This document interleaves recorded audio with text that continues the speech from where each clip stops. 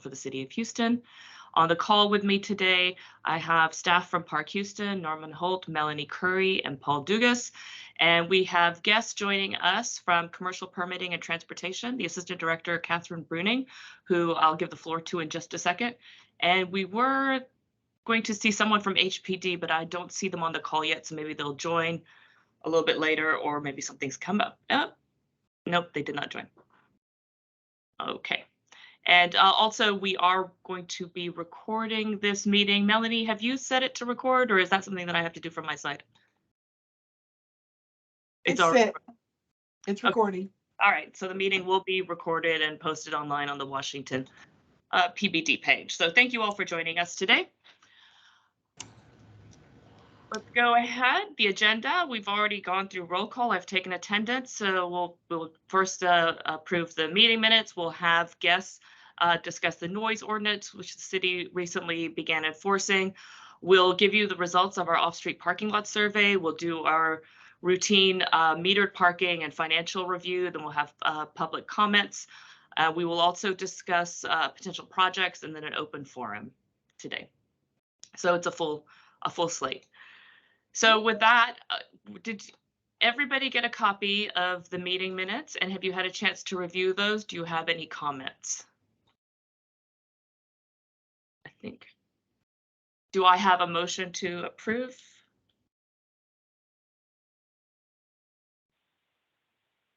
I'll make a motion to approve the minutes. Okay. And I need a second, please. Second. Thank you. All in favor? Aye. Aye. Aye. All right. So for the noise ordinance, we had some media coverage, and we thought it would be best to invite the experts to give you an update on what the noise ordinance means and how this will be enforced. So with that, I have Assistant Director Catherine Bruning from the Administration and Regulatory Affairs Department, who handles the permitting side. And we invited HPD to talk about how they would be enforcing it. So if Sergeant Clayton Graham gets on the call, we'll give him the floor. I'm here. I had some issues on my end, so okay. I'm on the phone. Thank you, Sergeant Graham. No problem. We'll give the floor to Catherine. Catherine, you can give us an update on your side, and then Sergeant Graham. Thank you. Sure. The noise ordinance has been being worked on for about 2 years now for looking at nightclubs and restaurants and bars. On May 4th, City Council passed revisions to the ordinance, which included establishing a new permit called a commercial establishment sound permit. There will be several probably issued up and down Washington Avenue. We've increased the maximum citation fine to $2,000. We're requiring a permit to be issued to an establishment rather than to an individual, which is how it was written. We've refined the administrative hearing process, and we've also codified regulations related to issuing a permit for protests at a residential location. The big thing that we did was we created a new permit, which is called the Commercial Establishment Permit. And it will be for establishments that sell or serve food, drinks, any combination of and are within 300 feet of a residence and play amplified sound outside. So that's the big change. The parameters of the permit will allow the establishment to play to 70 decibels at the receiving property, the complainant property, from 8 a.m. to 10 p.m. Sunday through Thursday, and 8 a.m. to 11 p.m. Friday and Saturday. Then they're allowed to play to the amplified sound outdoors during the hours of 10 or 11 to 2 a.m. This specifically spells this out. It was in the prior ordinance, but it was not spelled out specifically. And then they're not allowed to play any sound, amplified outdoor sound, between 2 a.m. and 8 a.m. And Catherine, as I said, that's the biggest change. Okay, thank you, Catherine. Have you guys started receiving any applications for the new Yes, permit? Okay. yes. And we have brochures that we've put together that are being handed out by HPD. HPD does provide the enforcement for this ordinance. Yeah. And All I'll right. hand it over to the sergeant. All right. Hey, Thank you, how Catherine. y'all doing, guys? Good. Thank you for joining us today. Didn't I Not just a see you problem. last night? I know. I was about to say. Yeah. Sorry, my Teams. I tried opening it up on my computer and it crashed it. So only the finest stuff here. So we're doing it old school with the phone. On the enforcement end, not much has really changed on how we're doing our procedures. We've kind of honed it in now. We have some, I'm sure y'all are familiar with, our loud noise units. What we're trying to do is spread out the training to the rest of our regular patrol officers. So if you experience this somewhere outside or when the loud noise unit isn't available, we can be more consistent in our enforcement efforts. We are going to be asking a few more questions when we're conducting our sound reading, just trying to get a better prosecution.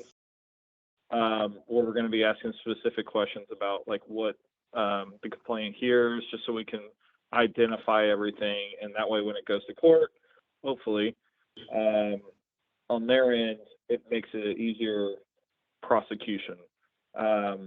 That's about the only thing we've kind of changed since this new ordinance has been implemented. Citations will still be issued for violations. We're currently communicating with the clubs out there, and we've explained to them, it's going to be a fairly rapid process now. Once the officers arrive on scene, we take a couple of different readings to spread out the readings. And again, this is for prosecution reasons. And basically, if they're over, they're over. They're going to be issued a citation. There are no more warnings out there. All these establishments are very aware of what the ordinance currently says. We've gone out and done education sessions with them. Ms. Brunning helped us give a presentation to all the owners that were willing to show up a couple of weeks ago. So they're aware of the ordinance. And like I said, our loud noise unit is aware of it. Obviously, we're trying to streamline the process for all officers to get trained. We do have recently purchased brand new noise meters. We should have a total of 5 or 6 now of the new ones, courtesy of Councilmember Kamen. And those are a lot better. They're digital. There's less to manipulate, so it's better on our end, and they stay calibrated longer. So that's all we're pretty much doing. If y'all have any questions, I can try to answer as best I can. Thank you, Sergeant Graham. Does No problem. anyone have any questions for either Assistant Director Bruning or Sergeant Graham regarding the noise ordinance? Not news. I do. It's more of a statement than I think a question. Okay. Catherine, we had, and it's really directed towards Catherine.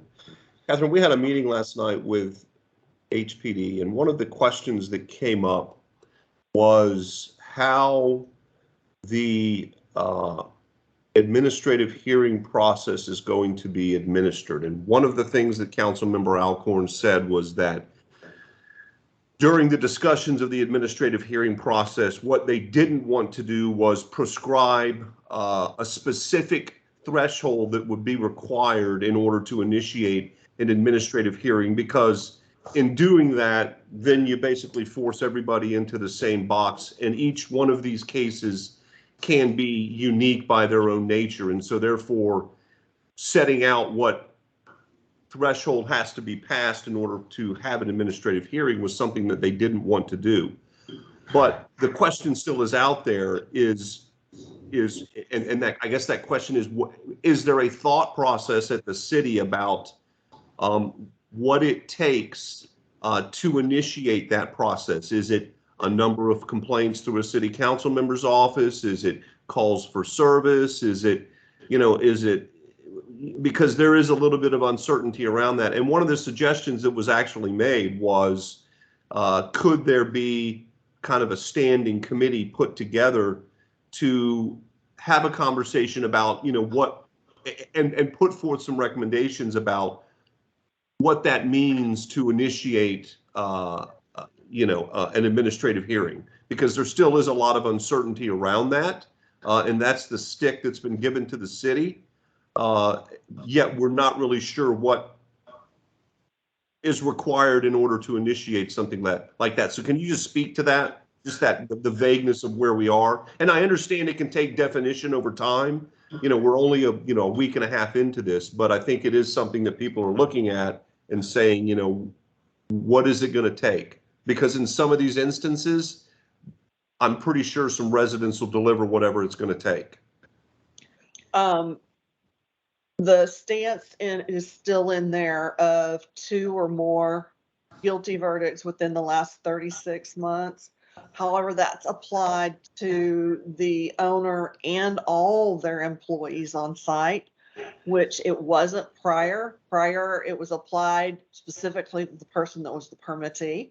So that's one trigger. And that's been broadened from what was there. The other trigger will be working with HPD and having complaints, having consistent issues with the location. We can't issue it based 100% on citizen complaints. That can't start a process. And I think it specifically says that in the ordinance is that complaints alone cannot be the basis for an administrative hearing. No, but those complaints can be used during the administrative hearing process. Right. And so we'll work really closely with HPD on this to identify trouble spots. So let me ask you. I'm sorry. No, go ahead. I'm sorry. I didn't mean to interrupt you. And so it will be a calls for service. All the different, actually it's pretty much everything you just mentioned. It's going to be calls for services. It's going to be calls into the city council members' offices. It's going to be calls, but it's going to be a package. It's not going to be just one type of thing that's going to trigger it. Okay. Well, you had mentioned also that, or let me back up. Councilmember Alcorn mentioned to me last night that what they have done, or what y'all have done, is that if you had a if you had an existing loud noise permit, that loud noise permit has now got rolled into this commercial permit, and then that commercial permit will expire when the existing loud noise permit expired. So they just, if they had something, they rolled into it. They weren't required to go get something new. No, what we did was we took all the annual permits. We had 48 annual permits and we converted 27 of them that met the requirements for a commercial establishment permit. And so rather than have them have to come in and start all over again, because some of them were only 2 months old, we rolled everything that existed to where it would expire when their permit would have expired, but they have the correct permit now. So then let me ask the question. If they now have the commercial establishment permit and the requirements in that permit, like you mentioned early on, are that if you have a couple of convictions or this and that, do those convictions that are existing out there now apply to this new permit? Can I apply that retroactively because we've rolled them?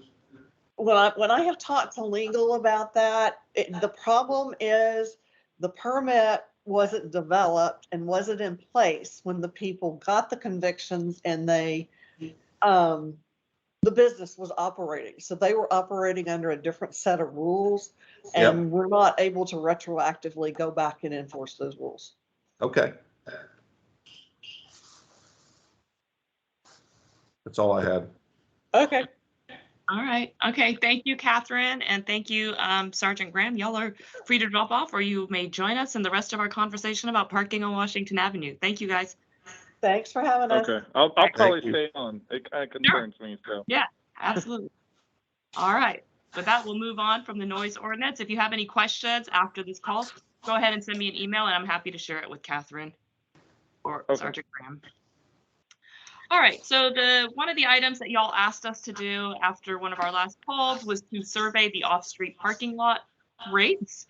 So we've gone out on 4 different days, and you see the average is coming out to about $25 flat rate. There were some nights where they went up to 40. We were trying to see if there was some kind of event or something going on, but it's really just demand. It's strictly demand based. When they see more people circling, they start changing their rates in the lots, which they're allowed to do. So with that, we have come up with some recommendations for you regarding rates, and I'll share that on the next slide. So right now, the flat rate is currently at $10, and we're suggesting or recommending that the flat rate be bumped up to $15. And the currently hourly rate after 6 p.m. is $2. We are recommending that that be bumped up to $3 per hour. I recognize that the off-street rates are significantly higher, but knowing that these are on-street public parking rates, we don't want to make that jump of like doubling the rate. It's not optically, it's not good, and system-wide, it's not a good change to make. So we're going to keep monitoring the off-street parking lot rates, and if we need to make recommendations again later on down the road, that's something we're happy to do. But at this time, these are kind of the rates that we're comfortable moving forward with. Do you all have any questions about our recommendations or any concerns? I'm happy to discuss that.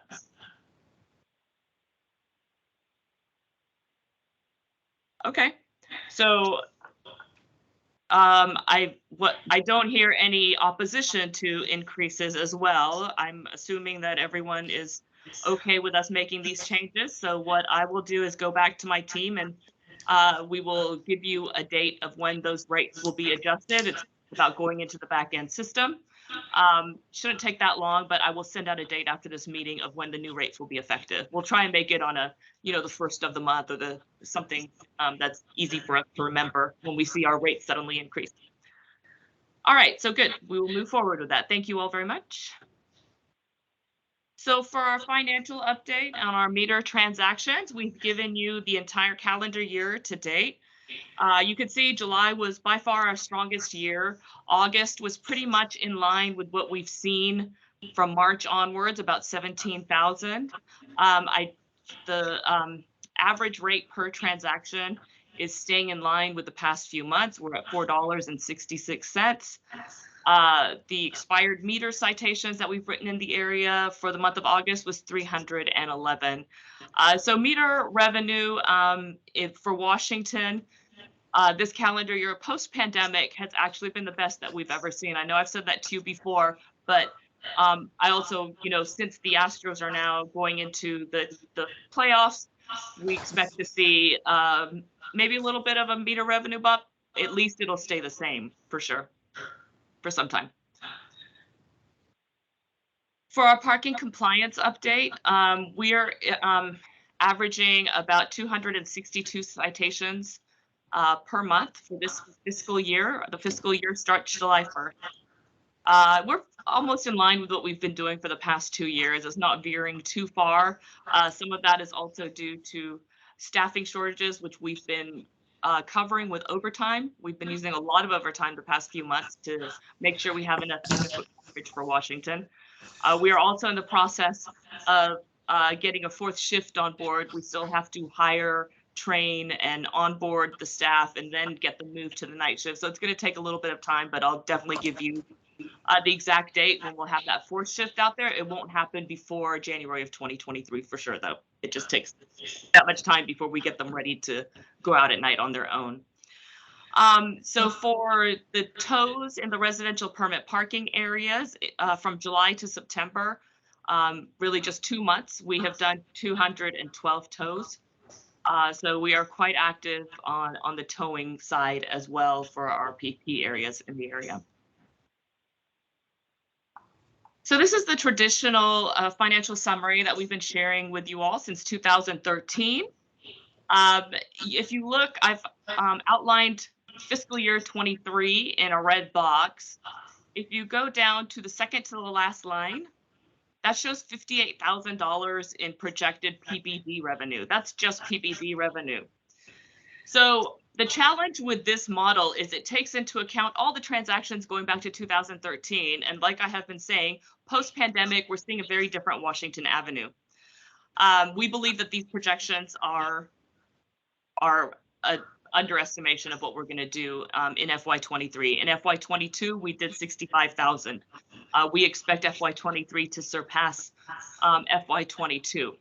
So here is the Washington Parking Benefit District budget that we've prepared and provided to you all as well. So if you look at FY23, there's already a $204,000 balance. We have already transferred the $65,000 that was generated in FY22 into the Washington PBD savings account. You'll see the second line on FY23, we are projecting $82,000 in meter revenue for FY23.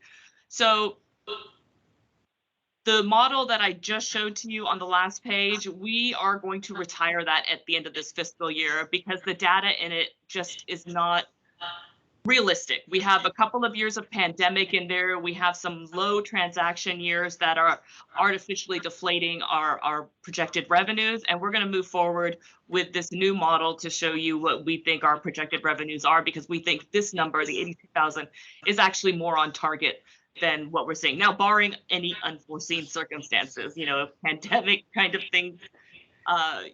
There could be something that happens, but I think we're well on track to doing 82,000 easily this year. And so at the end of this fiscal year, so next year in July, if we don't spend any money on projects this year, the fund balance for Washington will be $286,000.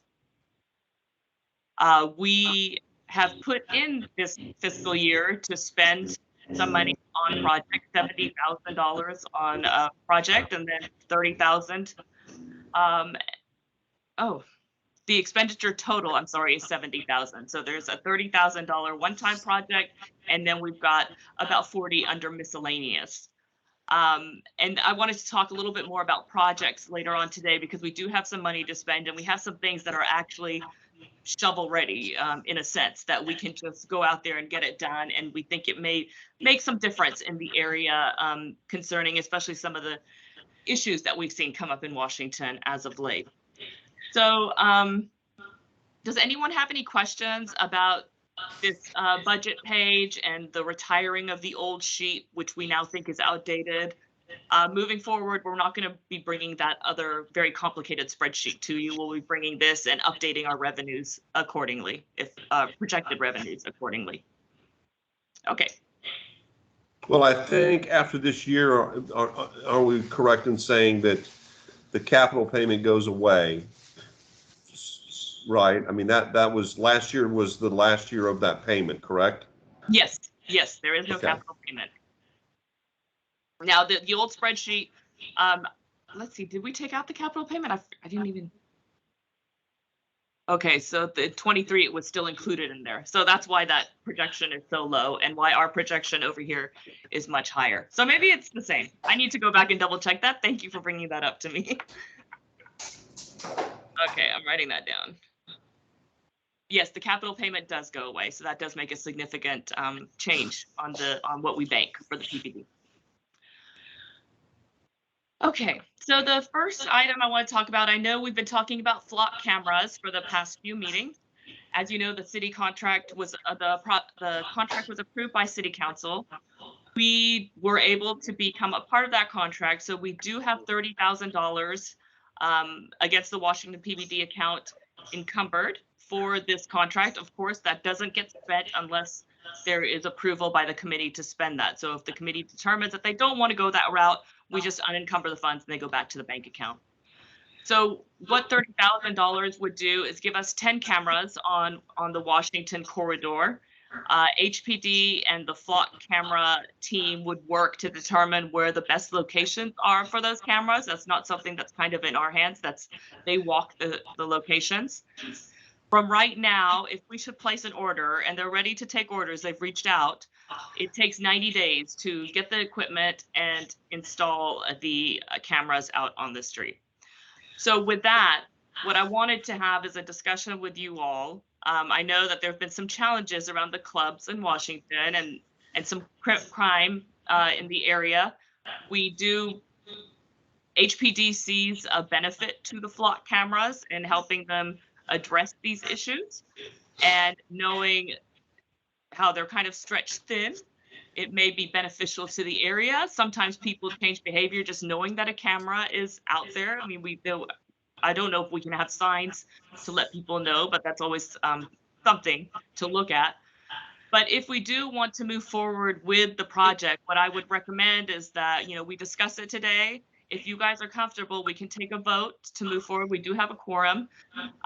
Because if we start, notify Flock this week that we want to move forward based on what your decision is, we can get cameras in the next 90 days. I know other departments are lining up, other districts are lining up, and the longer we wait to get in that line, the longer it'll take us to get the cameras out there. So I did want to put that kind of at the top of your radar and ask you guys, what are your thoughts on the Flock cameras? Do you see this as something that we are willing to spend the PBD money on to deploy in Washington, and is it going to make some kind of a benefit?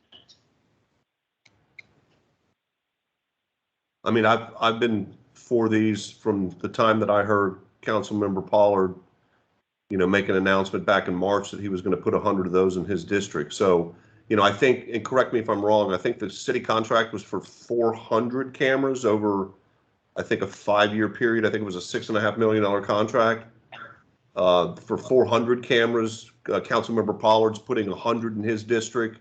I think Councilmember Peck is putting 50 or so in her district. I think Councilmember Thomas, I think, is doing some stuff. I also think Huffman's doing some stuff. I mean, so we're getting hundreds of these deployed across the city of Houston.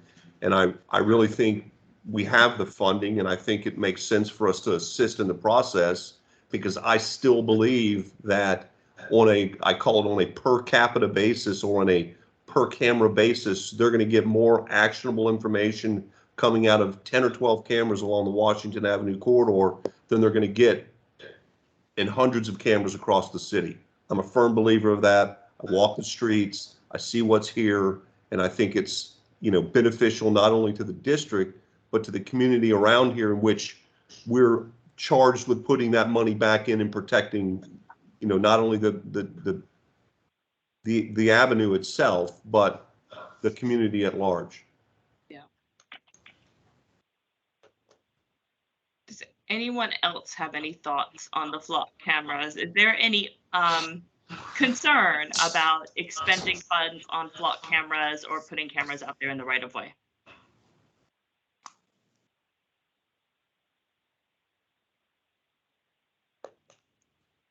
Sergeant Graham, you have any thoughts on this?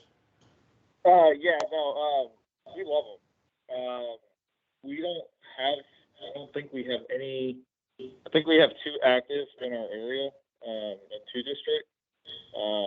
Those are put in by the Northside Management District, and they're looking to expand. I know Northeast, which is where I came from when I first promoted, they have them up there, and on a daily basis, they're catching stolen vehicles. The system itself is probably the easiest one I've ever used for like plate readers, because it's searchable. So like all the data is pretty much searchable within a certain time range. So like, if we had an incident at a club or something like that, and someone said, hey, yeah, we're looking for this car, we can go back through there and try to find cars that match that. And it just, a lot of the issues that we're having crime-wise out along Washington Avenue, these are people that are coming into our area. So if we have any way to kind of pinpoint and identify the people that are coming in, it makes it easier for us to go after them. And then once we're able to do that a bunch of times, people are going to start figuring out, okay, they're watching us down there, and hopefully we can get a better crowd and less crime going on. So we're very supportive of it. You know, if y'all want to divert your funds, I'm not going to tell you how to use them, obviously, those are y'all's. But if this is, you know, like you said, it definitely will help improve the safety in the community for sure. So I'm a big proponent for it. Thank you, Sergeant Graham. So what the flock cameras would require is a 30,000 initial outlay to purchase the cameras and deploy them. And then annually, there is a $30,000 licensing fee for 10 cameras. So that will be something that's encumbered every year. It's not money that can be spent elsewhere. We'll have to account for that in the budget moving forward. But if we already have banked about 280, I'm confident that covering that cost moving forward is not going to be a challenge for the PBB, barring any unforeseen circumstances. With that, yeah, go ahead. I would agree with that statement. I think we've, you know, Uber is still in the area. Uber is still prevalent. I mean, we've gotten past the ride sharing hit that the benefit district took back in, you know, 16, 17, 18, whatever it was. What's that? Yeah, 2014. Whenever it came along. And so, you know, there still is the demand for parking. And I don't see that model going away anytime soon.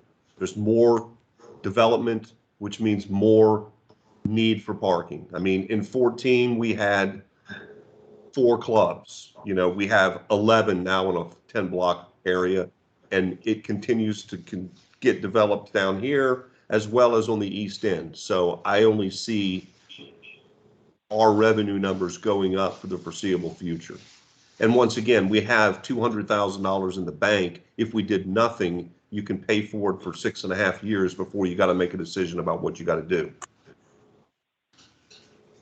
So is it a 60,000 initial cost with install and annual licensing, and then 30 after that? No, it's 30,000 for this fiscal year to install, and then next fiscal year we'll have the licensing fees come up.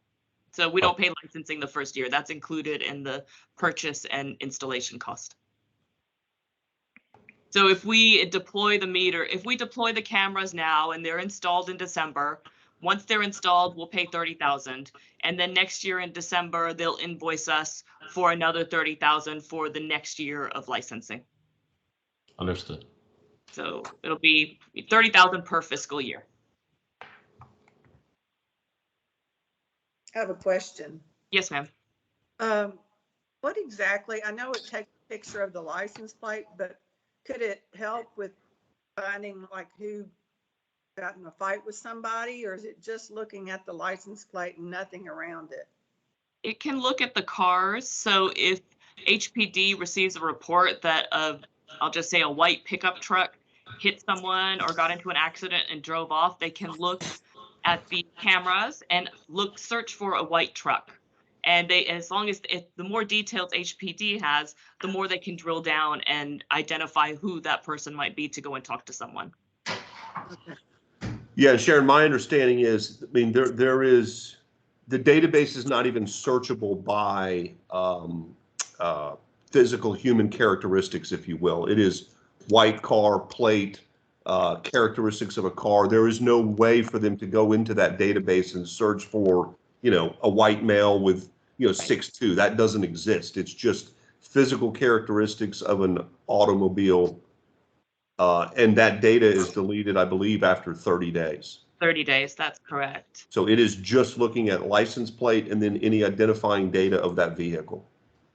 Also, I believe the Flock database can hit off of HPD's database for stolen vehicles, or if they've got any other plates that they're looking for that may not be stolen, but they can hit off of that, so they'll get an alert. So if I drive a stolen vehicle in there that's already on HPD's stolen vehicle list, they will get an alert that this stolen vehicle just went by this Flock camera, and they can, you know, then maneuver accordingly. Okay. But even a person sitting in the car, that they're blurred out, you don't see people at all. Right. Yeah. So does anyone have any concerns with moving forward on Flock cameras, or are we okay to take a vote today, or would you prefer that I send you a vote request by email. So you have a couple of days to think about it. Maybe by Thursday, Friday, I can email something and you can email me back within a certain time frame. How would you like to move forward on that? I mean, I'm okay making a recommendation to approve the expenditure. Okay. So Mark, are you making a motion then to move forward with? I'd like to make a motion to move forward with the expenditure of $30,000 on the flock cameras. Do I have a second? I'll second. All right. All in favor? Aye. All right. Right. Congratulations, our first project off the ground. Right. I will notify Flock. It's only taken us 2 years. I know, I'm very happy to do this. This is great. Moving forward, we have a project on the books. I will keep you all posted from Flock as soon as I let them know that we're ready to move forward. Once I have the meeting minutes, then we can let them know that it's been approved. So thank you very much. This has been good. All right, the second item that you all asked us to look into was the LED lights for specific signs. So the traffic engineer is fine with this. The signs cost about $1,600 to $1,900 per sign, and basically it's a LED strip that we put around signs with a little solar panel. We're not quite sure what maintenance requirements there are.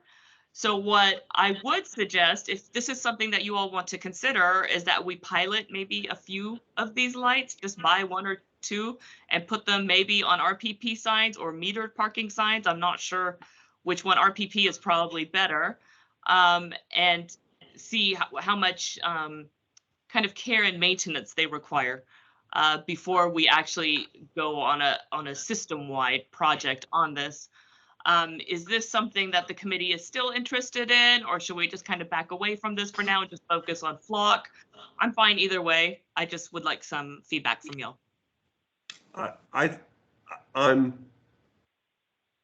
So is traffic engineer approved, will be responsible for the installation and maintenance. Is this a new sign that gets installed with integrated LED lighting, or is this just LED lighting that we stick on existing signs? It is LED lighting. It's a trim that goes on the sign. I mean, $1,600 seems like a lot of money to be spending. I mean, I would not be in favor of moving forward with something like that. Okay. I mean, I don't know what everybody else here was thinking, but I certainly didn't think it was going to come in anywhere close to $1,600 to do something like this. So we can go look at it again and see if there's other vendors out there.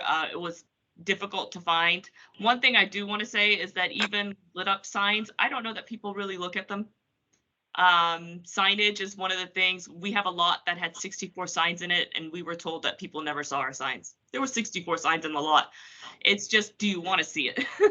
So I'm kind of with you on the lighting. Is that something that is going to work? I'm not opposed to piloting it, but let us look and see if there's a more cost-effective way. Maybe we could just get some cheap LED strips and see how it goes, if it makes any difference. They do have I know my daughter has those LED strips in her room. Right. That you could just, I don't know how they'll survive in the elements, how that's going to work, but we could get something, kind of cheap like that and see if it makes any difference in the number of tickets on an RPP zone and then move forward from there. If that's something. These obviously have got to be solar. I'm assuming they're solar powered. Mhm. I just didn't expect for this to be $1,600 per sign. That's probably more than the sign cost to manufacture. Oh, definitely. Yeah, the signs are $100. If I might suggest, this is Yeah. kind of off the cuff. I know my mother-in-law had a pool at one point, and she bought some LED lights to basically mount onto like the curve, so it just kind of hung on there, and it was solar powered. So that may be something to look at, because you don't need a whole lot of light. You just need someone to see, oh, what's this thing lit up over here? Okay. That's something we can look at. Let's look and see if we can find some other options, because as far as projects concerned, these are the only 2 I had to talk about with y'all today. We had the flock cameras, and then we were working on this. I think for my next meeting with y'all, we need to just come up with another list of things for y'all to look at. And if y'all have ideas of things that we could be looking at, please send them our way. We will talk to the traffic engineer and the planning department. They may have thoughts about things that we could do for small projects or maybe big projects going on that we can help in the area. So let me come back at the next meeting and we'll just kind of put this on the back burner and maybe see if there's some different options. How does that sound? That sounds fine. I mean, there's, I think about things like, Councilmember Kamen has purchased sound meters for Central Command. Is that, do they have enough? Is that something that, we want to assist in funding as well? I mean, there's things like that I think that we can consider. Tell me if I'm wrong, because those are dedicated to Central, and the parking benefit district is basically in Central, so that's something that we could consider. And I would also look. I know we've in the past had conversations with like Lieutenant Davis, and also ask them. I mean, once again, our responsibility is to the public realm along Washington Avenue. Are there things? Are there initiatives?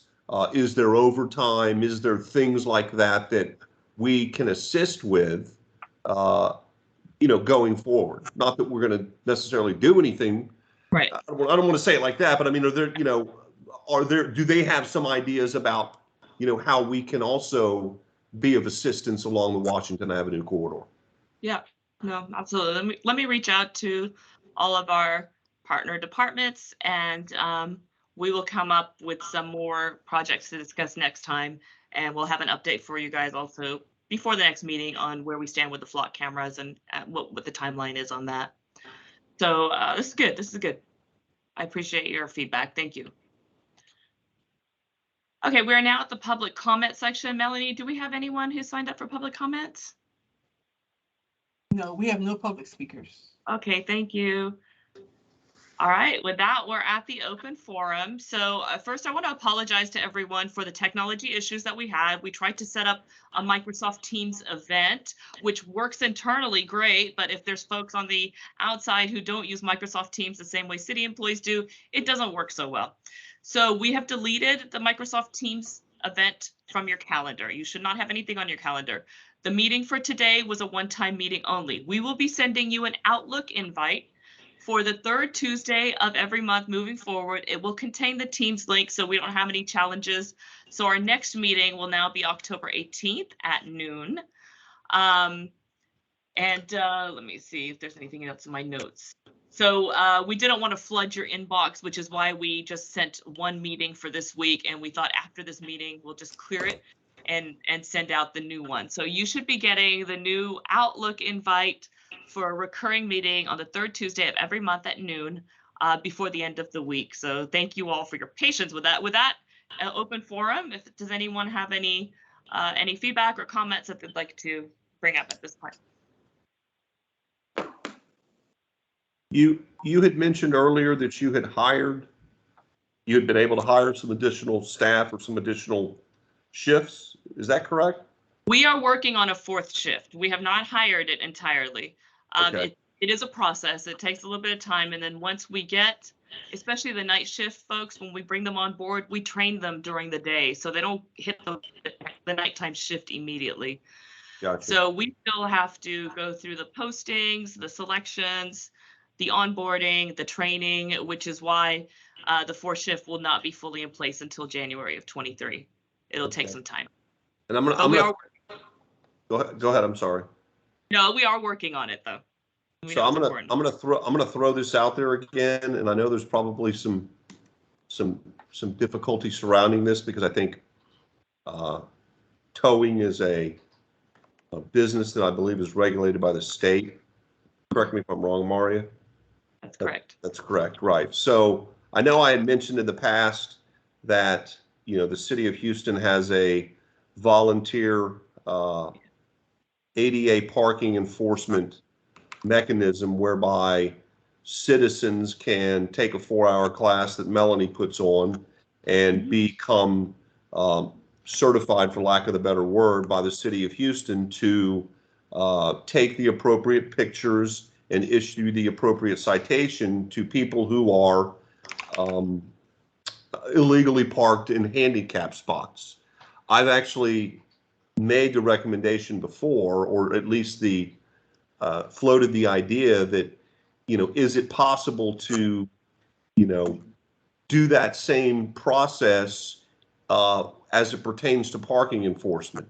I've had a number of conversations now with people in my neighborhood that have said, I would be willing to volunteer for that role if there was a way that I could get the appropriate certification by the city to enforce parking restrictions in our neighborhood. So I'm going to float that idea out there again. I know there's probably some legal issues around that, but there are people, at least in our neighborhood, who stand ready to help in that process if we could just figure out a way to give them the power to do that. So you wouldn't have to worry about hiring a fourth shift. You wouldn't have to pay anybody. You wouldn't have to give anybody benefits. People will be willing to do that on their own dime to assist Park Houston in their job. Yeah, that is something that, the parking enforcement volunteer program that we have for ADA is in state code. So we're authorized by state code to do that.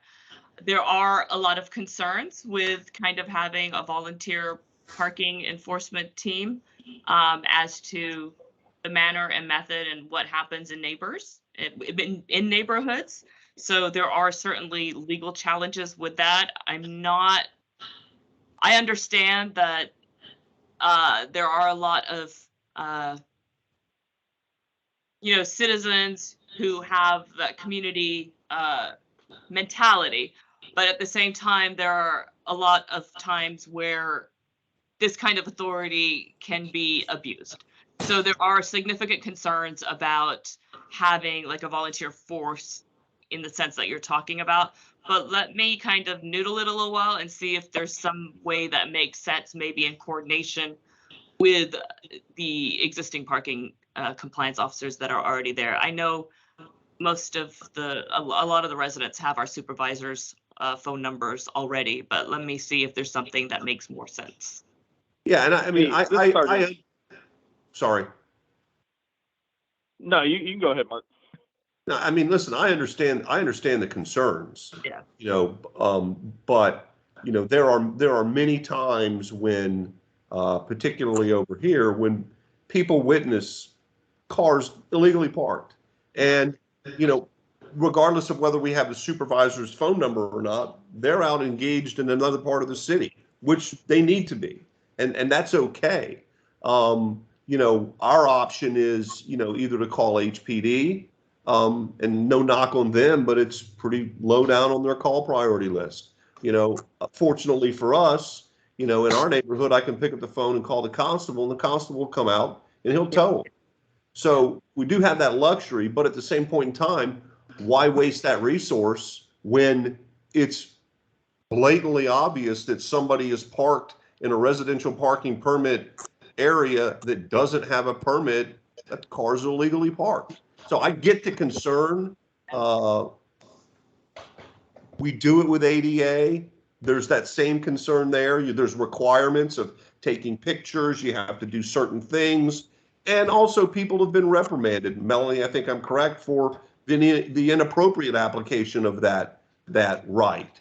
So, there's ways to manage it. I'd just say noodle it. Yep. We will definitely do that.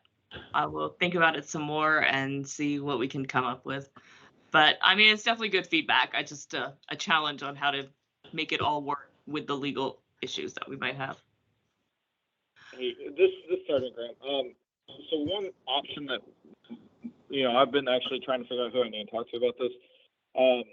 So we're starting this new initiative that we talked about at our meeting. We should have our MRT officers out there for sure every Saturday, hopefully for the whole year is the plan. They're allowed under our policy to write citations. They just can't tow.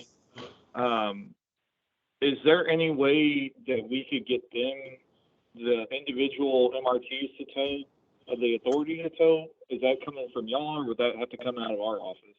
No, Sergeant Graham, let me get with you after this meeting. The Okay. state code was changed to allow parking compliance officers and in addition to peace officers. So MRT is mobility response team you're talking about, correct? Yes, ma'am. Yeah, they should have the ability to tow. They just need to go through the training from HPD like we Okay. did. So I'll get with you offline. But if Okay, MRT sounds would be out perfect. there, that would definitely be a help. Yeah, so we did a pilot program on Friday, Okay. and they wrote some citations, and we told them, hey, just tell us over the radio, and we'll go tell them. But it's pretty cumbersome to do it that way. So if they can just do it all right there, that would be awesome. Yeah, I'll get with you after this meeting. Okay, sounds perfect. Okay, that's good to know. MRT's out there, so there'll be some more officers. That's good. Okay, does anyone have anything else? That's all I had. All right. Well, with that, I want to thank you all for joining the call today. Do I have a motion to adjourn? A motion. Thank you. Do I have a second? Second. All right. Thank you all approving. All approved. All right. Thank you. Everybody have a great day. I will talk to you October 18th. In the meantime, I'll keep you posted about the flock cameras. Thank you Thanks, all. Mario. All right. Thank you. Thanks, guys. Have a good one. Thank you. Thanks, Sharon. Thanks, David. Bye.